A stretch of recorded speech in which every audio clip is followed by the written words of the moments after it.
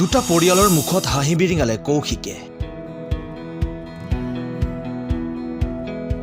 কৌশিকৰ সফলতাৰ কাহিনীয়ে আপোনাকো অনুপ্ৰাণিত কৰিব।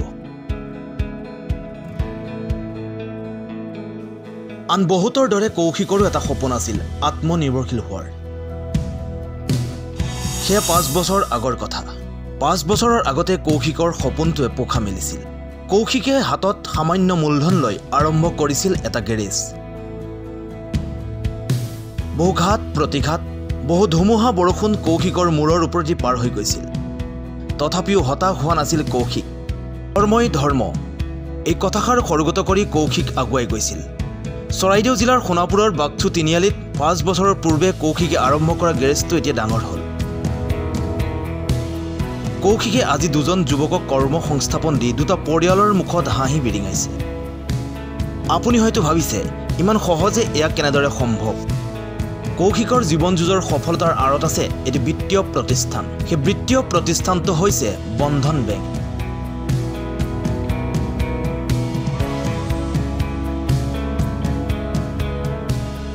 পাঁচ বছৰৰ পূৰ্বে কৌশিকে সৰুকৈ আৰম্ভ কৰা গেৰেজটো আজি ডাঙৰ কৰিলে।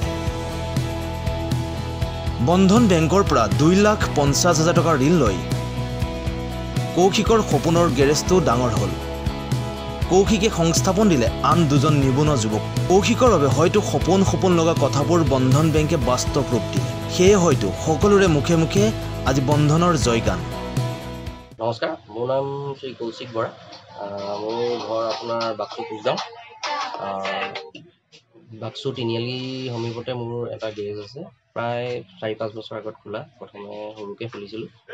তাৰপাছত কোম্পানীটো চলাৰ পাছত আপোনাৰ বন্ধন বেংকৰ লগত জড়িত হৈ 2.5 লাখমান টকাৰ এটা লোন লৈ ব্যৱসায়টো আৰু অলপ আগবঢ়াই অকণমান ডাঙৰকৈ আগবঢ়াইছোঁ। লগতে 2জন মই ল'ৰা সংস্থাপনো দিছোঁ আৰু তেতিয়াৰ পৰা আগতকৈ অলপ ভাল চলি আছে। বেংকৰ যোগেদি যিখিনি সহায় পাইছোঁ অলপ আগতকৈ অলপ বঢ়াবলৈ সক্ষম হৈছোঁ। লগতে সেই দুইজনৰ ঘৰ সংসাৰ চলাবলৈও সুবিধা হৈছে। বন্ধন বেংকৰ লগত আপুনি কিমান বছৰৰ পৰা জড়িত হৈ আছে? আজি 3-4 বছৰ হ'ল তাত জড়িত হৈ। কেনেকুৱা পাইছে বন্ধন বেংকৰ?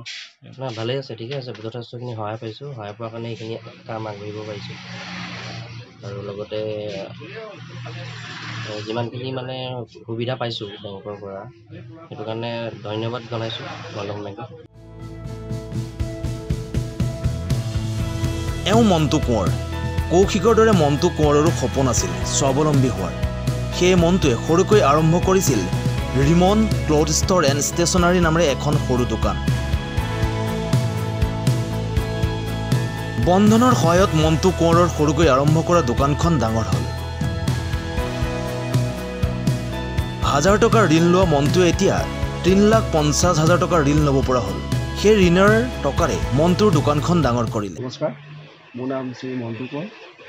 মোৰ ঘৰ ঢিকাজুলি ভতিলিগাঁৱত। মোৰ দোকান কাকজান তিনিআলিত অৱস্থিত। মই প্ৰথমতে সৰুকৈ এখন দোকান দিছিলোঁ। তাৰপিছত গম পালোঁ বন্ধন বেংকে লোন দি আছে বুলি। তো বন্ধন বেংকৰ লগত কথা পাতিলোঁ। বন্ধন বেংকে মোক সহায় কৰিলে। প্ৰথমতে কমকৈ লৈছিলোঁ, তাৰপিছত বাঢ়ি এতিয়া 3.5 লাখ টকা লোন ল'লোঁ। তাৰপৰা দোকানখন এতিয়া আগতকৈ অকণমান ডাঙৰ হ'ল। মই প্ৰায় 6-7 বছৰমান হ'ল বন্ধন বেংকৰ লগত জড়িত হৈ। প্ৰথম 30,000 পৰা আৰম্ভ হৈছিলে, তেতিয়া সাপ্তাহিক আছিলে। তাৰপৰা বাঢ়ি তাৰপৰা মাহেকীয়া হ'ল। এতিয়া বৰ্তমান মাহেকীয়া লোন লৈ আছোঁ। এতিয়া কিমান টকা লৈছে? এতিয়া 3.5 লাখ। এতিয়া কেনেকুৱা ব্যৱসায় বাণিজ্য? ব্যৱসায় পাতি ভালেই। গ্ৰাহকৰ সহায় কেনেকুৱা পাইছে? গ্ৰাহক আহে আৰু প্ৰায় ইমান বেয়া নহয়। আগতকৈ এতিয়া বহুত ভাল। বাকীবিলাকো কওঁ মই ওলাই আহক, বন্ধন বেংকৰ লগত কথা পাতক। বন্ধন বেংকে আপোনালোকক নিশ্চয় সহায় কৰিব আৰু নিজকে নিজে স্বাৱলম্বী কৰি তুলিব পাৰিব। অতি সহজতে কম নথি পত্ৰেৰে বন্ধনৰ পৰা ঋণ লৈ আপুনিও আপোনাৰ সপোনটো পূৰণ কৰিব পাৰে। কিমান আৰু চৰকাৰী চাকৰিৰ আশাত হাত সাৱটি বহি থাকে। আজি যোগাযোগ কৰক আপোনাৰ ওচৰৰ বন্ধন বেংকৰ শাখাৰ সৈতে আৰু আপুনিও আৰম্ভ কৰক আপোনাৰ সপোনৰ ব্যৱসায়।